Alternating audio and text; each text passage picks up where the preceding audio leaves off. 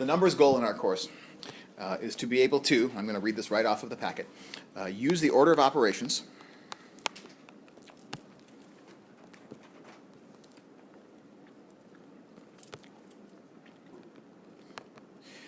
to perform multi-step arithmetic.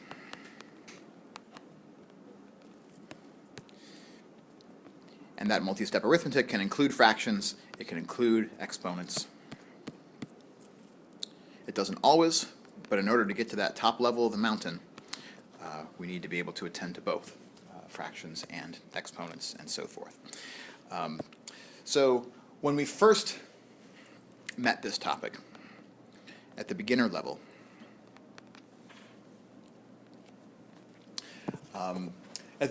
it was mostly about just contending with the basics of fraction arithmetic in the first place.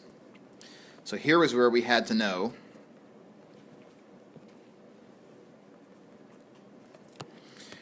for instance, how to carry out an operation like 2/5 minus 1/4. So remind me, since we're working our way back up the mountain, how do I carry out a fraction subtraction, like 2/5 minus 1/4? What do I have to do? Find a common denominator. When, by the way, do we not have to find a common denominator?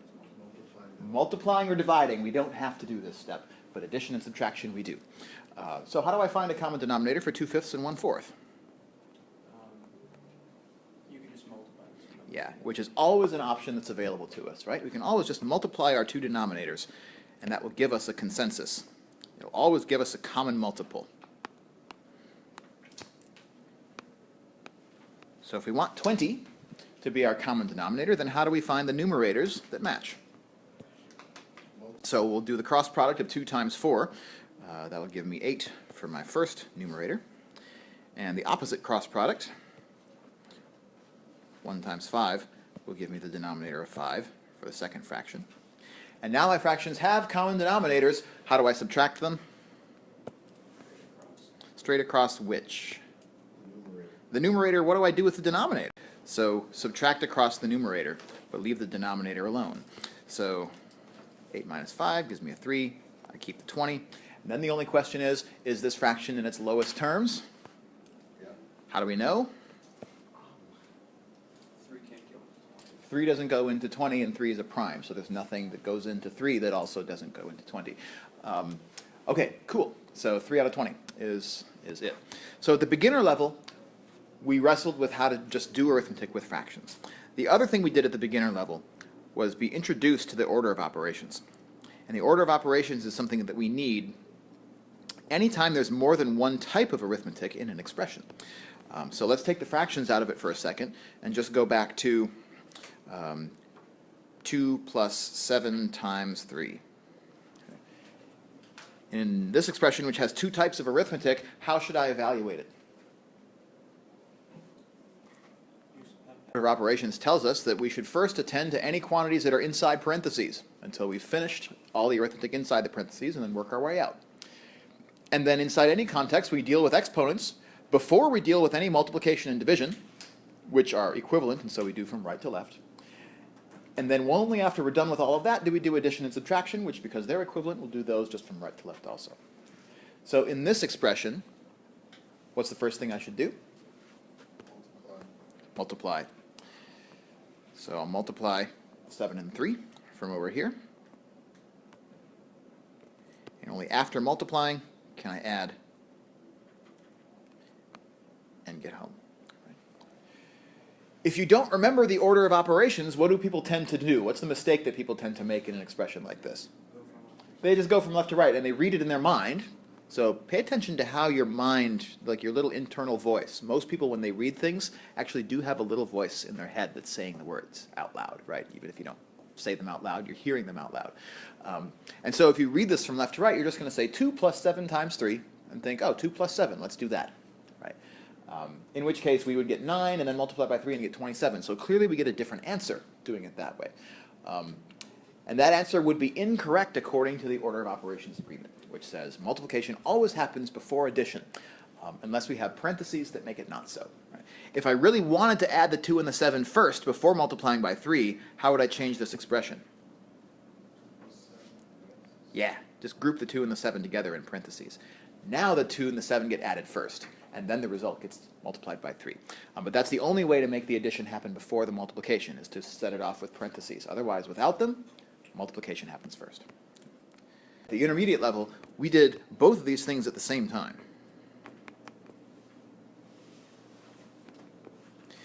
We had fractions, and we also had order of operations to deal with, and we also had exponents as part of the mix. So let's do one example where we have all of that stuff happening at the same time. Say I have 1/3 plus, let's say 2/3 times the quantity 3/10 to the power 2. So here's an expression that has 2 kinds of arithmetic. It has addition. It also has multiplication. It actually has 3 kinds because it has an exponent in there as well. And the arithmetic that we're doing with fractions. So this is now a combination of all of those things from the beginner level. So how should I approach this?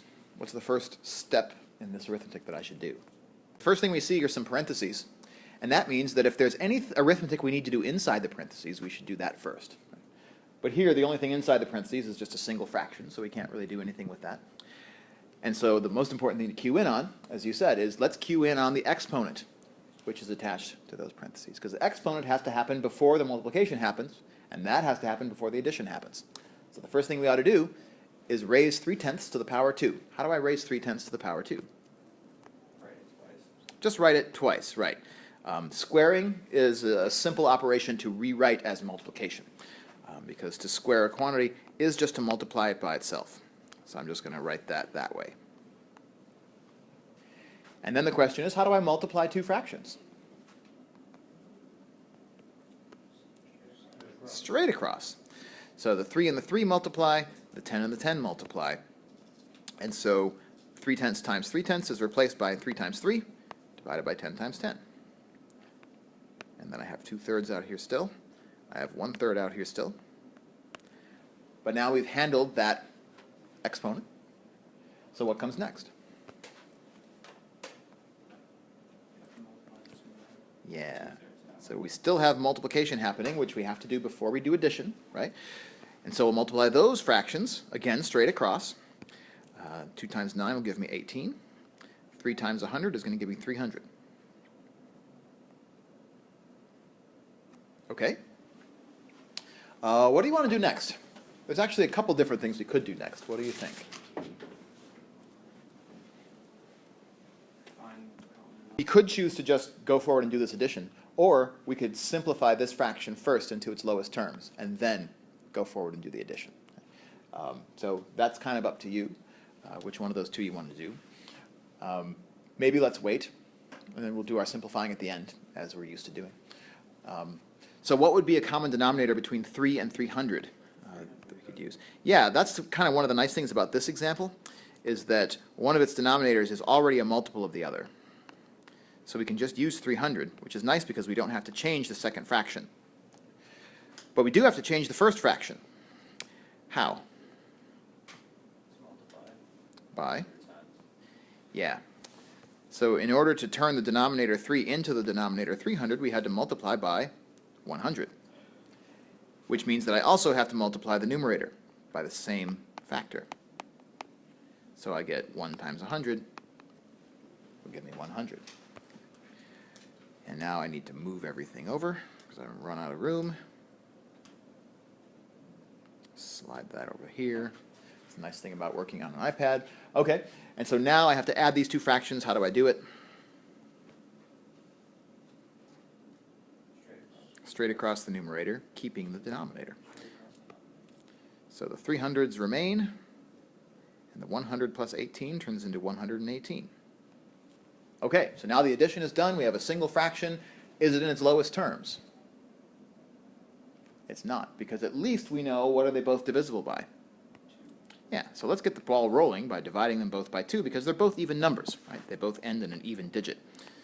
So if I divide by 2, in numerator and denominator, 300 becomes 150, and 118 becomes 59. I think I had that right. Okay, how about now? Lowest terms? So yeah, it certainly seems like it, right? They're definitely not both even anymore, so we can't keep dividing them by 2. The only other question is, what can we divide 59 by? In fact, 59 is a prime number. Its only factor is itself and 1. So unless one of those two goes into 150, which 1 does, but that's not helpful, 59 does not, that means we must be done. So 59 over 150 is then our solution. So there was a lot more to it at the intermediate level, because not only did we have exponents that we brought into the mix, but we also had to contend with mixed arithmetic that involved fractions. So to get home here, we had to know how to multiply fractions, and we had to know how to add fractions. You could also envision a problem of this type that had division of fractions involved, or subtraction of fractions. So we're kind of using all these different things together in concert at this level. Good news is, our top of the mountain step is actually not that far up of a step from the intermediate level in this particular set of skills. So here's what we'll do with it today. Is we want to use all of the skills that we have here to evaluate a variable expression. Which sounds scary until you realize that the word evaluate is just mathematician speak for plug in. That's how students tend to remember it. So whenever we take a number and we plug it in place of a variable, that's called evaluating. So all we're doing at this level is we're being given a variable expression and also being given some numbers to plug in for its variables, and then we just have to carry out the plugging and chugging, right? So let's use as our example, if a is equal to -1/2 and b is equal to 4/5, then let's evaluate the expression. How about 4a minus 2b? So this is our top of the mountain in our first run through this material. So what do you think? What should I do if I want to evaluate 4a minus 2b if we're given that the value of a is -1/2 and that the value of b is 4/5? So our first step is just to replace those variables with the values that we've been given for them, which, remember, I like to do by first putting an empty set of parentheses where those variables were. It's going to help us not to lose any of the arithmetic along the way. And then go back in, and inside of those parentheses, put in my values. So in place of a, -1/2, and in place of b, 4/5. So that's the evaluate step. Now all we have to do is to simplify what we have. Rewrite this expression in its simplest possible form. So how do I do that? In particular, what operations should I do first?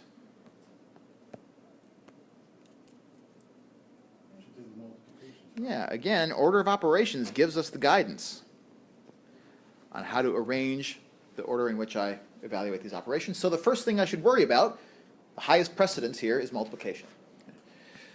And it turns out I have 2 multiplications to do. I have to multiply 4 times -1/2, and I also have to multiply 2 times 4/5. How do I multiply a whole number by a fraction? Exactly. Take that whole number and turn it into a fraction by giving it a denominator of 1. So in place of 2, I can write 2 over 1. In place of 4, I'll write 4 over 1. Notice also that I subconsciously did something based on my expertise in mathematics over the past couple of decades. It was automatic for me almost. When I wrote the fraction -1/2, where did I put the negative sign? Yeah, I stuck the negative sign up in the numerator. That's a good habit to get into, because it'll help to remind us what to do with a negative fraction. Negative fraction just means that its numerator and denominator have opposite signs to one another, and without any loss of generality, we can assign the numerator the negative value, and the denominators, let's keep those positive if we can. Okay, so now it's a fraction multiplication problem, and how do we multiply fractions?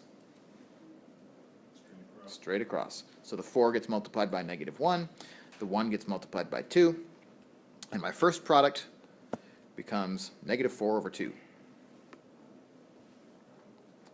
I'll keep my equal sign in here so I don't lose the tune. And then my second fraction product, 2 times 4, 1 times 5, becomes 8 over 5. So now I've done all my multiplications. I still have a subtraction sign here. And so now how do I subtract these two fractions? Find a common denominator. What's a good common denominator for these two fractions? 10. They, in fact, have no common factors other than, well, they have no, the smallest common multiple they have is 10. So this is the best choice that we can make. And then balance the numerators out by looking at the cross products. Negative 4 times 5, negative 20. And then 2 times 8, give me 16.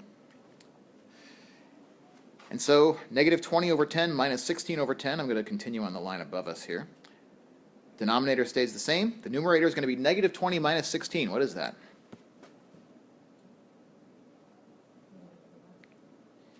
Yeah, here's the place where it's easy to make a sign error. Right. So here I have a negative number, negative 20, and I'm subtracting a positive. Another way to write that, by the way, would be to write it as, instead of negative 20 minus 16, we could write it as negative 20 plus how much? 16. Negative 20 plus negative 16. And because the two numbers I'm adding have the same sign, they're both negative, when I add them together, they just become more negative. The absolute values add, and it keeps the common sign that the two of them have. Adding numbers with different signs is something everybody should practice, because it's such a common place to make a small sign error that then makes your answer incorrect at the end of the day. Let's reduce this fraction into its lowest terms. What common factor do 36 and 10 have in common? 2. And that's in fact the best we can do. So in lowest terms, this fraction is negative 18 over 5. And that's the end. So that is a complete ascent, a summiting of this mountain. Right? We started by just looking at arithmetic and how fractions especially can be added, subtracted, multiplied, and divided. Order of operations then comes in and tells us how to deal with expressions that have more than one type of arithmetic in them. Right? Do all the exponents first, then worry about multiplication and division, then worry about addition and subtraction. We combine those together, and now we're using all of those skills at the same time, evaluating expressions with fraction arithmetic and mixed types of arithmetic.